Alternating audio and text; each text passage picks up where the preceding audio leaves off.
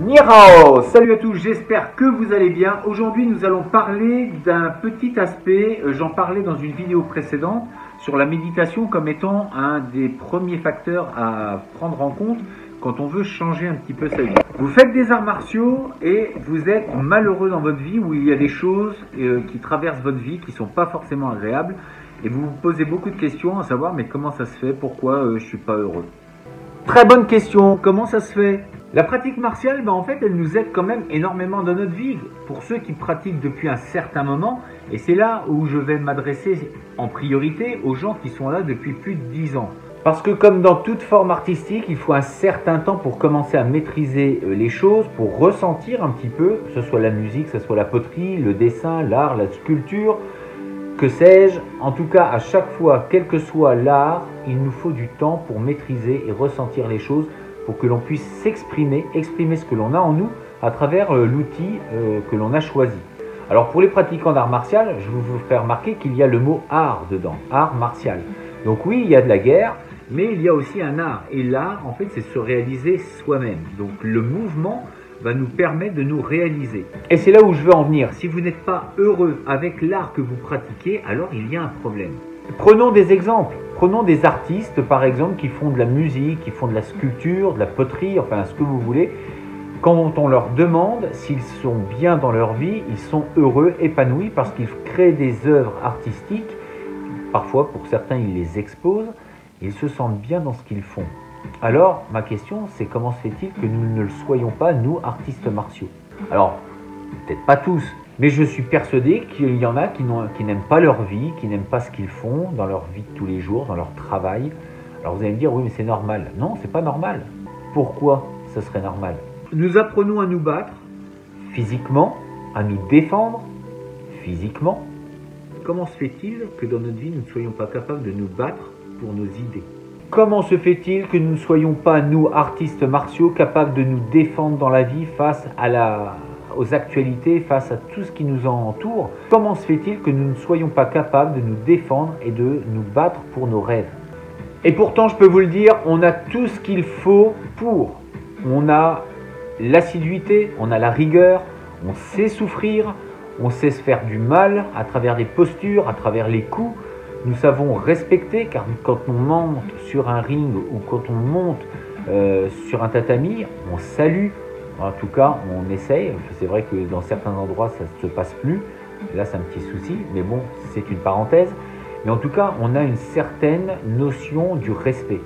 On apprend à ne rien lâcher dans un cours. On apprend à continuer à faire un mouvement et encore une forme, à la refaire et la refaire encore.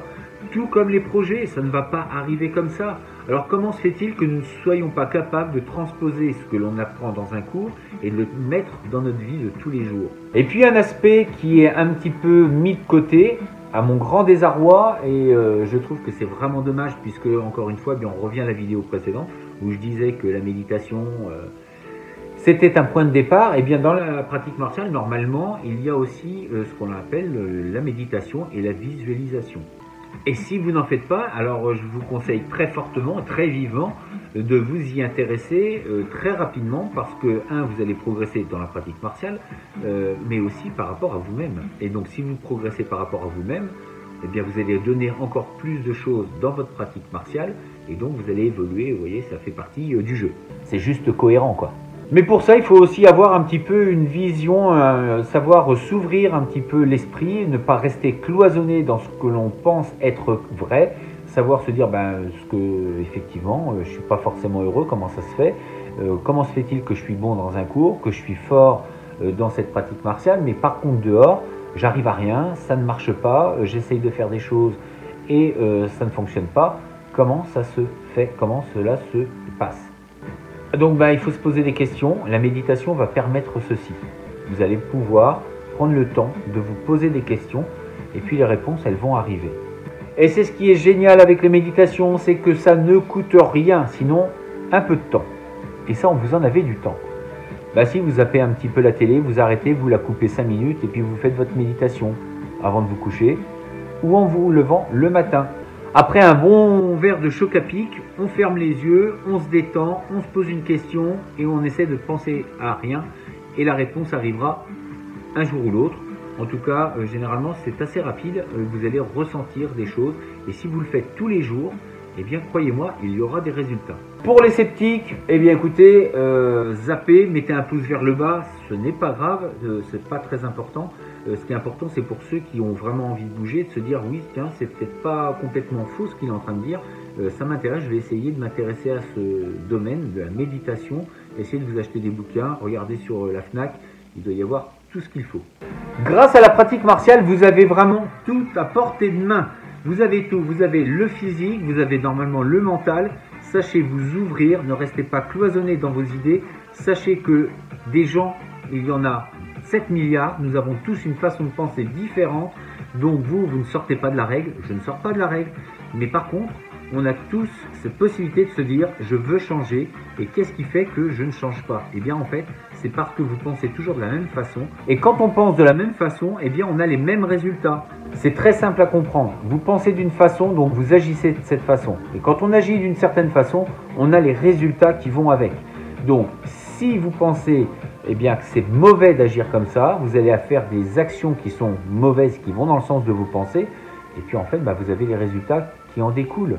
Je prends un exemple tout simple. Je veux être heureux dans ma vie. Génial. Je sais qu'il faut faire de bonnes actions. C'est bien.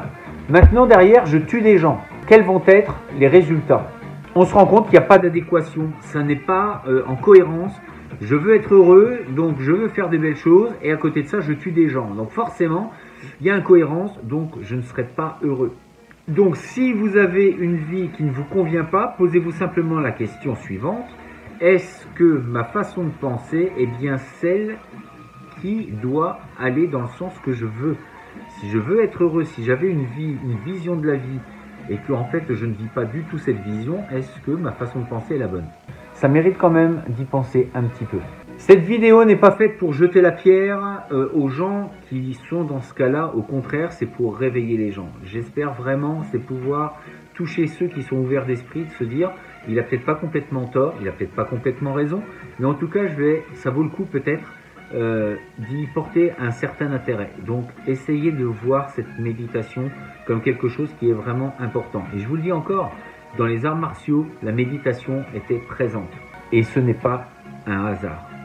Je vous dis à très bientôt. Si vous avez aimé, eh bien, un pouce bleu, partagez, abonnez-vous si ce n'est pas fait. Et puis à très bientôt. Je ne vous dis pas à demain. Encore une fois, je ne fais plus une vidéo par jour. Ça dépend de mon état d'esprit. D'ici là, restez fort, restez beau et surtout, restez bienveillant. Zaijian.